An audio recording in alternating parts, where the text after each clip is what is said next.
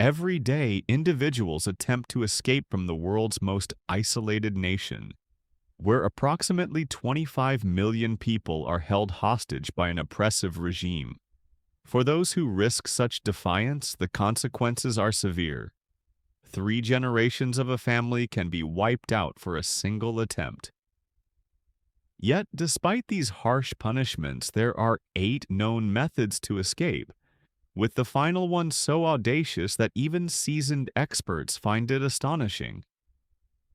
This story will challenge your perception of what it truly costs to achieve freedom. When the only route to liberty lies through a deadly no man's land, the stakes are unimaginably high. The demilitarized zone separating North and South Korea stretches for about 250 kilometers and is only 4 kilometers wide. A stretch of terrain resembling a nightmarish battleground. According to South Korean military sources, this strip is mined extensively with around 2 million landmines buried beneath its surface, enough to obliterate an entire city. Think of a border fortified with multiple layers of lethal defenses designed to kill on contact. Electrified fences carrying 3,000 volts, capable of instantly fatally shocking anyone who touches them, and sensors that detect even the slightest movement. Infrared cameras cast a bright glow through darkness, enabling border guards to monitor every inch, while patrol teams with trained dogs scour the area ceaselessly. In 2024, South Korea enhanced its surveillance infrastructure with advanced video systems capable of automatic recognition, distinguishing humans from animals even in poor visibility, transforming the border into a deadly high-tech trap. Survival in this zone is a brutal game of calculations and courage. Over the past 2 decades, fewer than 20 individuals have succeeded in crossing this invisible line of death. Most who attempt it face a grim fate, claimed either by landmines or gunfire from border security. According to South Korea's Joint Chiefs of Staff, approximately 15 such crossing attempts are recorded annually, with the majority ending in tragedy. How do these few manage to succeed? Many choose dense vegetation to conceal their movements, using makeshift tools like sticks or metal objects to detect mines. The crossing can take up to 12 hours of relentless motion under unyielding fear. Former soldiers often have an edge as their knowledge of mine locations and patrol routes provides a slight advantage. Yet even military expertise does not guarantee success.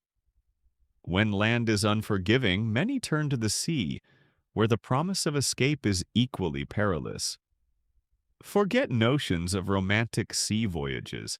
Here, a narrow 15-kilometer strip of treacherous waters separates despair from the slim hope of freedom. What dangers lurk in this icy expanse? The maritime border is rigorously controlled by both nations' navies, making escape in boats a perilous endeavor. Patrol vessels patrol North Korean waters with relentless efficiency, turning the coast into a hunting ground. Searchlights and observation posts are stationed along the shoreline, where vigilant sentries monitor for fugitive boats with obsessive intensity. The West Coast, with its shorter distance, sometimes just 7 kilometers to South Korean waters, seems tempting. But strong tidal currents often betray this hope, threatening to sweep small craft back toward North Korea. In this harrowing landscape, the pursuit of freedom becomes a matter of life and death, fought out on land and sea with deadly precision. It often seems as though the ocean itself operates on a strict timetable. The East Coast offers calmer waters, yet the perilous 20-kilometer journey to the safety zone presents deadly risks. Navigating this route also poses the danger of crossing into Japanese territorial waters, complicating asylum efforts and risking diplomatic fallout. The statistics underscore the gravity of the situation. According to the South Korean Coast Guard, only about 3 North Koreans annually manage to reach South Korean waters using homemade vessels. Most rely on stolen fishing boats or makeshift rafts assembled from scrap materials, but physical obstacles are not their only challenge. Strict coastal patrols heavily control access, while harsh weather conditions transform the sea into a lethal enemy. During winter, ice cover and fierce storms make sea voyages nearly impossible, even for large ships. North Korean patrol boats equipped with powerful searchlights and radar patrol the coast regularly, with crews earning bonuses for capturing defectors. Instances of these vessels crossing the maritime border are common, often causing dangerous clashes between the two nations. Could it be that the most popular escape route is also the most perilous trap? The border between North Korea and China extends over 1,416 kilometers, mostly along the Tumen River and Yeoujeong River. This route is the primary pathway for defectors. The South Korean Ministry of Unification reports that around 85% of North Korean refugees enter South Korea via China. At first glance, the route appears straightforward. The river's foggy waters are shallow enough in some areas to wade across easily. In winter, the river freezes solid, enabling escapees to cross on foot over the ice. The most common crossing points are near towns like Hisan and Musan, where local residents sometimes assist fugitives in exchange for money. Yet, the difficulties don't end once they cross the border. The reality for refugees is often dire. Human Rights Watch estimates that between 50,000 and 200,000 North Koreans conceal themselves within China, living undetected without legal rights and constantly fearing deportation. Chinese authorities refuse to recognize North Koreans as refugees, and under bilateral agreements, they are expulsed back to the Democratic People's Republic of Korea. The North Korean Human Rights Committee reports that roughly 1,000 escapees are deported annually, condemning many to death or lifelong imprisonment. Women face especially brutal fates. They are frequently victims of widespread human trafficking, being sold as wives in rural Chinese communities or forced into prostitution in cities. According to Korea Future, about 60% of North Korean refugee women endure forced marriages, often giving birth to children who have no official recognition in China. In China, the only relatively secure locations for North Korean defectors are diplomatic missions from South Korea and select international organizations. However, gaining access to these sites is nearly impossible now due to heightened security measures, including advanced surveillance systems that monitor their surroundings continuously.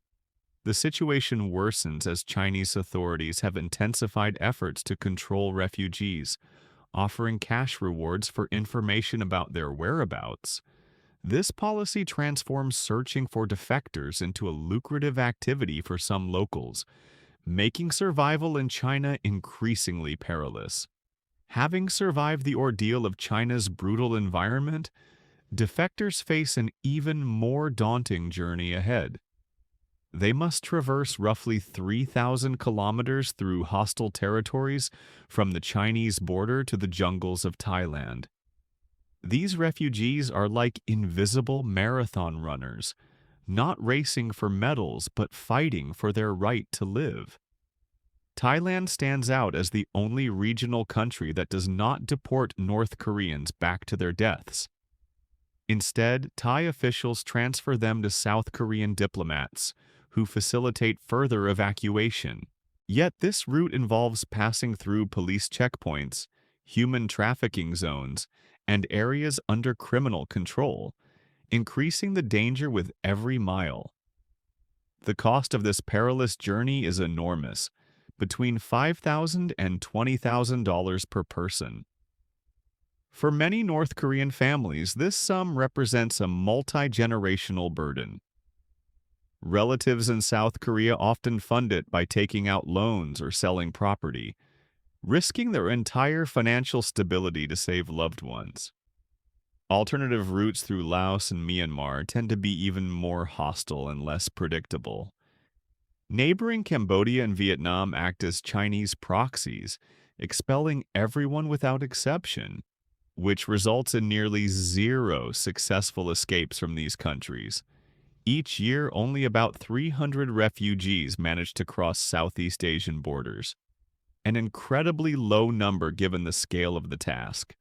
The entire journey can last up to a year of constant fear, hardship, and danger.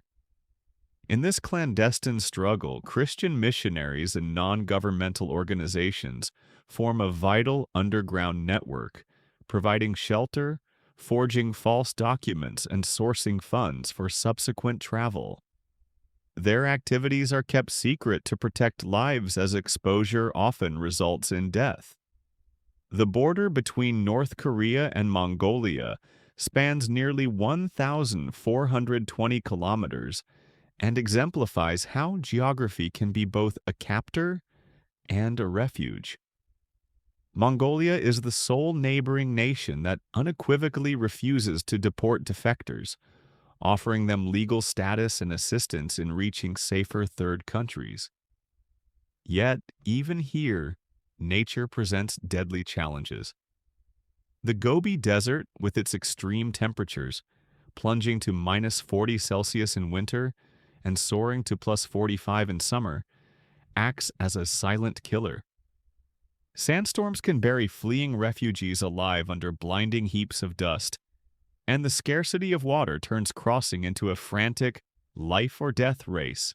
Refugees must carry supplies for days, slowing their progress and heightening the risk of detection by border patrols. According to official Mongolian data, only around 20 North Korean defectors arrive annually, illustrating the formidable obstacles and the dangerous nature of this escape route. Most North Korean refugees originate from border provinces where harsh local conditions have shaped their lives since childhood. In Mongolia, authorities typically detain these individuals in specialized centers within Ulaanbaatar until they obtain travel documents for South Korea. This process usually spans from 2 to 6 months, during which refugees receive necessary medical treatment and psychological support. An uncommon aspect of the Mongolian route is the proactive role played by local residents, who often venture into the desert to rescue the exhausted and deliver them to authorities. The generous hospitality deeply ingrained in Mongolian culture frequently proves pivotal in saving lives. In dire moments when every hour is critical and nature itself seems intent on survival, the kindness shown by ordinary people highlights humanity's greatest qualities. Is it feasible to move directly from North Korea's oppressive conditions into Western democracies? In theory, yes, but in practice, it resembles navigating a complex, bureaucratic maze.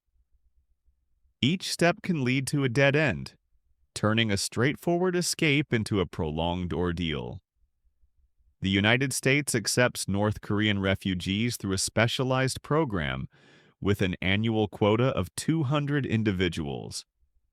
Yet, in reality, only about 35 are admitted annually, primarily because the intricate procedures discourage many applicants, rather than a lack of interest. Europe appears to be more engaged. Approximately 1,500 North Koreans have official refugee status across the European Union, with Germany and Britain leading humanitarian efforts. The asylum process in Europe is demanding. Applicants must convincingly demonstrate their North Korean origins through detailed examinations of local customs, dialects, and historical knowledge. A paradox emerges here. Many genuine North Koreans fail these tests due to limited education and their isolation from the outside world, while the better educated elite pass these assessments effortlessly. The duration of the decision process can range from 6 months to an agonizing 3 years, during which refugees live in a state of uncertainty. Some nations have introduced specialized integration programs tailored to the psychological needs of North Koreans, emphasizing long-term rehabilitation and gradual adaptation to democratic societies, an often lengthy journey that can take years. Until mid-decade, a paradoxical route to freedom existed through the employment of North Koreans abroad. Under the guise of modern slavery, Pyongyang dispatched roughly 100,000 citizens to work overseas to generate foreign currency, inadvertently creating a pool of potential defectors. Countries such as Russia, China, and those in the Middle East hosted workers in industries like construction, manufacturing, and forestry, often under conditions that violated international standards. These workers endured 16-hour shift without days off. Their wages were almost entirely confiscated by the state. They lived in isolated dormitories under constant guard. The control systems were meticulously enforced. Movement restrictions, passport confiscation, continuous surveillance and denunciations, making escape nearly impossible and life extremely harsh. Families in North Korea often stayed in the country as symbols of loyalty, but some managed to slip away at critical moments. According to the Institute of National Unification, around 25 North Korean labor migrants each year simply disappeared without returning home. Most escape attempts happened during hospital visits, medical examinations, or emergencies. Since 2017, international sanctions sharply reduced the number of North Koreans working abroad, cutting off this once paradoxical route to freedom and the chance to forge connections with local communities. Despite the clandestine nature of such acts, there are known cases of ordinary citizens secretly helping workers contact human rights organizations, though precise figures remain classified. Then, unexpectedly, something changed. In October 2024, North Korea made an unprecedented move by sending approximately 10,000 troops to participate in large-scale military drills in Russia. This event triggered a remarkable exodus as many North Koreans saw an opening to escape daunting restrictions. For the first time in recent history, such a sizable number of citizens gained exposure to a more open information environment. Unlike the carefully managed migrant workers of previous years, military personnel found themselves in lengthy training sessions where contact with the outside world was more accessible. South Korean intelligence indicated that several soldiers had already tried to defect or reached out to international organizations. While official numbers remain undisclosed for security reasons, the very attempt signal a significant breach of regime control. Recognizing the threat, Russian authorities swiftly tightened security around North Korean units, relocating them to remote training sites with limited communication and civilian interaction. This situation vividly illustrates how international military exercises can unintentionally foster opportunities for individuals seeking escape from highly insulated regimes. The long-term effects of North Korea's involvement in foreign military drills on the stability of the regime remain uncertain. Human rights groups have announced their willingness to assist soldiers who wish to stay abroad, launching campaigns to inform them of asylum procedures and safety guarantees using Korean language broadcasts. Ironically, Kim Jong-un's efforts to strengthen military ties through these exercises have resulted in the first mass defections in decades. This paradox may mark the beginning of the regime's potential unraveling. What happens to those already on the other side remains to be seen. There exists a distinct category of potential defectors, high-ranking officials and diplomats. While abroad on official missions, they possess unique opportunities for defection that ordinary citizens lack. Diplomats enjoy several undeniable advantages: fluency in foreign languages, a thorough grasp of international law, substantial financial resources, and vast connections within global circles. Yet, these privileges come with an immense cost. Their families often remain confined in North Korea, under unofficial but strict detention, serving as prisoners of proximity. When such defections occur, the regime responds with brutal vengeance. In May of 2024, authorities conducted an unprecedented act of retaliation by deploying balloons filled with waste toward South Korea. These ostentatious gifts caused serious disruptions. Cleanup teams in protective gear were needed to handle the payloads, and international flights at neighboring airports faced delays. South Korea reacted by restoring propaganda broadcasts across the demilitarized zone for the first time in 6 years, with loudspeakers transmitting messages up to 10 kilometers away, outlining the dangers and temptations of escape. But what becomes of those who are caught trying to flee? In 2025, penalties for attempted desertion reached a new level of cruelty. Detainees are incarcerated in political or correctional facilities, characterized by inhumane conditions. High-ranking defectors are sometimes executed instantly without any trial, illustrating the regime's merciless stance. The harsh policy of collective responsibility remains firmly in place. The actions of one individual can condemn their entire family, extending up to 3 generations to punishment. Relatives lose employment, educational prospects, and are sent to forced labor camps. After release, these individuals live under constant surveillance, with security services monitoring their every move. These severe measures are heavily publicized in state media to manipulate the populace psychologically, reinforcing fear and obedience. The regime recognizes that each successful defector undermines the legitimacy of its authority, serving as living proof of the failures of official propaganda. According to official data from South Korea's Ministry of Unification, the flow of refugees has dramatically dwindled, from a peak of over 2,700 in 2011 to just a couple of hundred in 2020.